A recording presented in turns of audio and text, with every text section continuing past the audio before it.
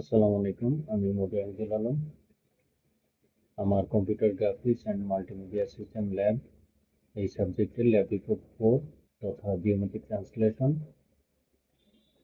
এই ল্যাব ওয়ার্কে এখন আমি ডেমনস্ট্রেট করে দেখানোর চেষ্টা করব। অলরেডি আমি প্রোগ্রামটি লিখেছি এবং ল্যাব রিপোর্ট তৈরি করেছি। তো ল্যাব রিপোর্টটি ওপেন করা যাক।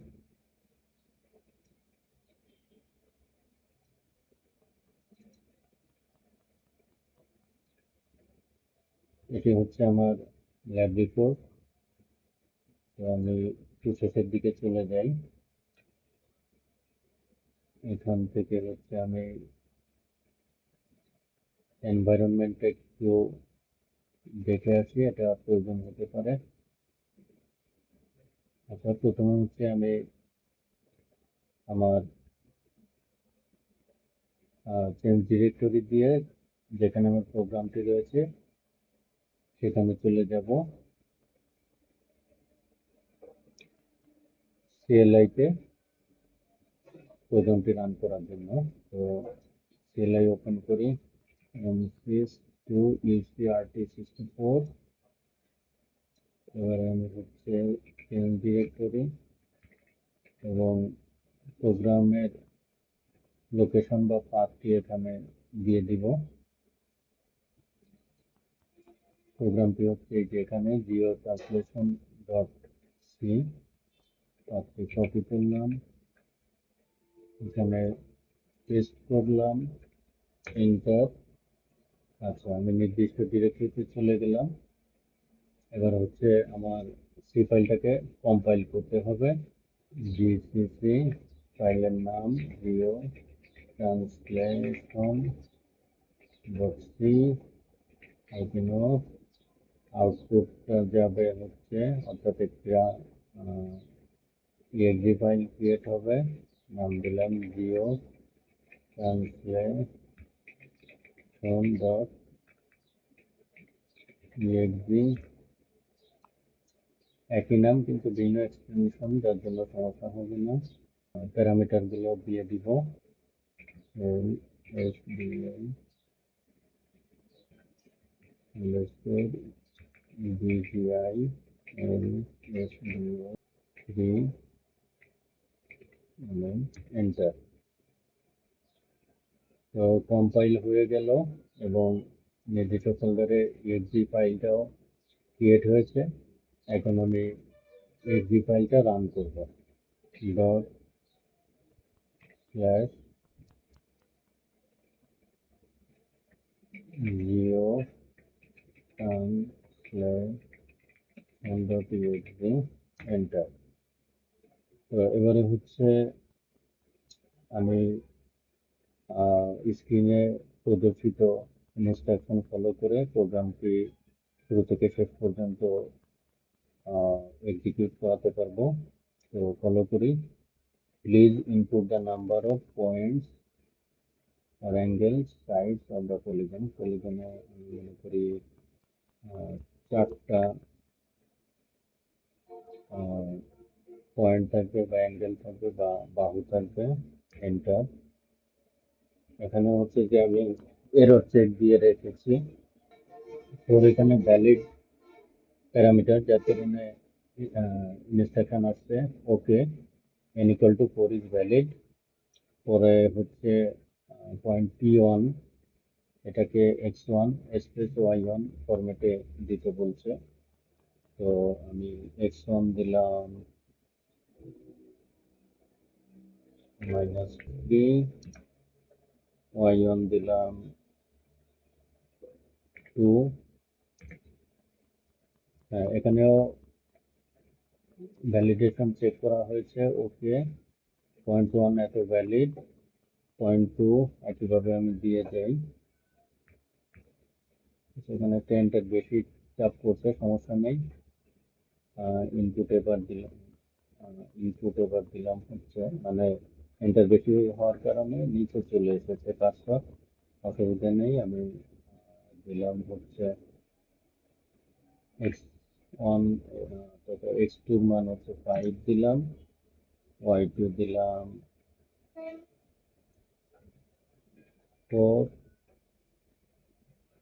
Enter valid. এবার P3 তে আমি দিলাম x3 দিলাম 7, y3 দিলাম -2, এটাও ভ্যালিড। এবার P4 ওটা লাস্ট ওয়ান যেটা সেটা আমি দিলাম, x এর মান দিলাম -1, y এর মান দিলাম -2।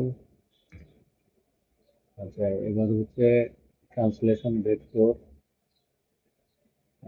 px এবং py ইনপুট দিতে বলছে। আমি এটাকে px দিলাম -5, py দিলাম 2। মোটামুটি কল্পনা করলাম যে অরিজিনাল পলিগনটা যেখানে থাকবে ট্রান্সলেশন হয়ে সেটা বামে 5 একক এবং উপরে 2 একক যাবে। তো দেখা যাক, আমরা অগ্রসর হই। তো এবার হচ্ছে নেক্সট ইনস্ট্রাকশন গুলো এবং হচ্ছে ইনফরমেশন গুলো সবকিছু হচ্ছে অর্গানাইজ করে এক জায়গায় প্রিন্ট হলো। লাস্ট লাস্ট কমান্ড ফলো করি, গ্রাফিক্স উইন্ডো ওপেন। আচ্ছা, এই যে হচ্ছে গ্রাফিক্স উইন্ডো ওপেন, আমি টাস্ক বারে দেখতে পাচ্ছি, যাব ওখানে। তারপর হচ্ছে প্রেস এন্টার 4 টাইমস। আমি হচ্ছে যে 4টা বাহু দিয়েছি, তো সেইটা অনুসারে এখানে 4বার এন্টার দিতে হবে পর্যায়ক্রমে। To plot translated points PT1 to PT4। ঠিক আছে, আমি উইন্ডোটা ওপেন করলাম। আমার এখানে হচ্ছে উইন্ডো বা লেবরকে নাম দেওয়া আছে জিওমেট্রিক ট্রান্সলেশন, এবং আমার পলিগনটি ড্র হয়েছে। এখানে যে লিখে দিয়েছে original polygon ড্রন with the given points. আচ্ছা, এবার হচ্ছে 4বার এন্টার দিতে বলছে, একবার দিলাম। এবার হচ্ছে আমি দেখতে পাচ্ছি P1 এর ট্রান্সলেটেড, PT1 প্লট হলো। আরেকবার এন্টার দিলাম, PT2 প্লট হলো। P3 এর জন্য P ট্রান্সলেটেড 3 প্লট হলো। একইভাবে PT4 প্লট হলো। এবং দেখতে পাচ্ছি একই সাথে লেবেল দিয়ে এবং ব্র্যাকেটে কোঅর্ডিনেট তথা ভুজ এবং কোটি প্রিন্ট করা আছে। তো এবার হচ্ছে 4বার এন্টার হয়ে গেল। 4বার এন্টার সাথে সাথে একই সাথে যদি আমি 2টা উইন্ডোই দেখি, একটু যে জিনিসটা আমরা দেখতে পাবো, অলরেডি কিছু দূর হয়ে গেছে, সেটা হচ্ছে মিস হয়ে গেল আমাদের। যেমন প্রথমবার এন্টার করলাম PT1 -8 4 প্লটেড, এই ধরনের ইনস্ট্রাকশন কিন্তু আমি আমার CLI তে দেখতে পাচ্ছি। তো এই পর্যায়ে সর্বশেষ আমি কি দেখতে পাচ্ছি, অল ট্রান্সলেটেড পয়েন্টস আর plotted, press enter to proceed. তো এবার হচ্ছে ফার্দার প্রসিডের জন্য আমি এন্টার দিলাম। তো সুন্দরভাবে দেখতে পাচ্ছি এই এন্টারের সাথে সাথে আমার হচ্ছে প্লটেড বা ট্রান্সলেটেড পলিগনটি ড্র হয়ে গেল। তো সুন্দর উপস্থাপনা। যেমন আমি যদি বিশ্লেষণ করে কয়েকটা পয়েন্ট বলি, এতক্ষণ উপরে দেখতে পাচ্ছিলাম জিওমেট্রিক ট্রান্সলেশন, এবার কিন্তু সেটা আমাকে দেখিয়ে দিচ্ছে ট্রান্সলেশন কমপ্লিট। এরপরে হচ্ছে এক্স অক্ষ ওয়াই অক্ষ সুন্দরভাবে মার্কিং করা আছে বা স্কেল অনুসারে দেয়া আছে। এরপরে এই যে 3টা কালার দিয়ে আমি 3টা ইনফরমেশন খুব সুন্দরভাবে উপস্থাপন করেছি। অরিজিনাল পলিগন যেটা আমরা দেখেছিলাম সবুজ রঙের, এখানে উইন্ডোতে সবুজ রঙেরই দেয়া এবং ড্যাশ ড্যাশ আকারে দেয়া, সেটাও দেখতে পাচ্ছি। এরপরে ট্রান্সলেটেড পলিগনটাও ড্যাশ আকারে দেয়া, কিন্তু কালার হচ্ছে সায়ান, সুন্দরভাবে পিকচারেও সায়ান এবং টেক্সটেও সায়ান কালার দেয়া, যেটা একটা ভালো কোঅর্ডিনেশন। একইভাবে দেখতে পাচ্ছি ডট লাইন দিয়ে ট্রান্সলেশন অ্যারোস। হ্যাঁ, আমরা যখন পয়েন্ট টু পয়েন্ট ট্রান্সলেট করেছিলাম তখন হচ্ছে ডট লাইন দিয়ে এটাকে মার্কিং করা হয়েছিল, যেমন পি থেকে যেমন P1 থেকে PT1, P2 থেকে PT2 ইত্যাদি। তো আর একটা জিনিস লক্ষ্য করি, অরিজিনাল পলিগন থেকে আমাদের বামের দিকে 5 ঘর শিফট হওয়ার কথা ছিল, যেটা আমরা একটু খেয়াল করি হয়েছে কিনা।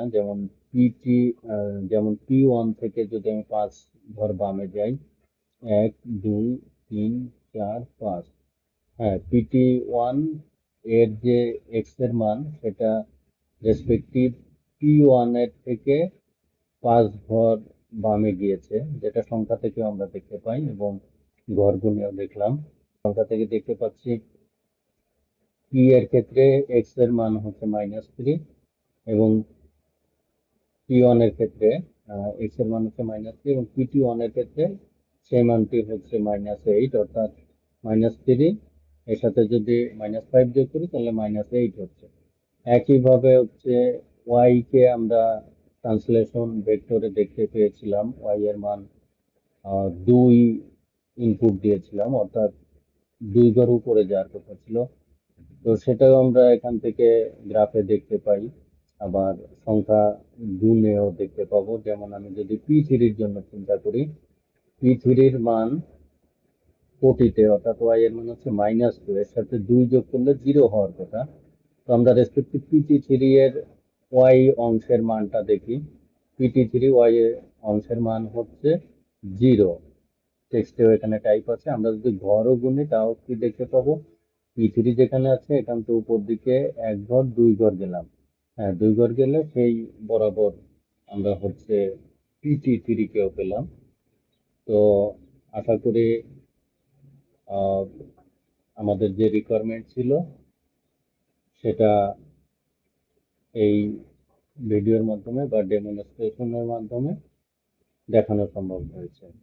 ফার্দার কোনো কোশ্চেন যদি থেকে থাকে আমি চেষ্টা করবো রিপ্লাই দেওয়ার। ধন্যবাদ। আসসালামু আলাইকুম।